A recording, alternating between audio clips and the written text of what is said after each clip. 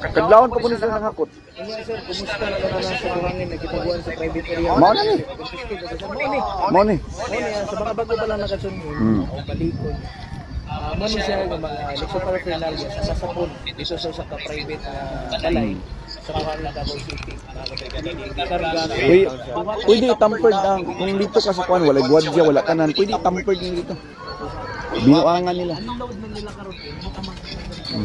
Muna tanan kining gamitan ni mga iya sa eleksyon.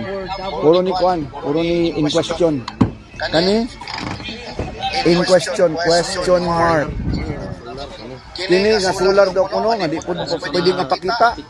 In question gyapon siya. Tanan nga mga gamit diri nga niabot in question aning tanan.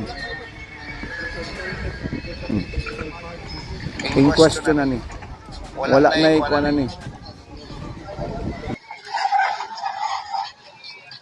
Daganang na kuan na extract ng mga Davao del Norte nga mga boxes. 56 ni sa kabuok may 1 2 3 4 5 6 7 8 9 10 11 12 13 14 15 16 17 18 19 20 21 22 23 24 5 26 27 28 29. Naghahanap pa na nila 29 pa lang out of 56.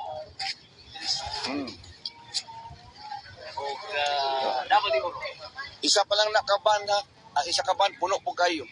Pulos na ni question mark. Question mark as in question mark. Sorry to tell you that question mark na ning tanan.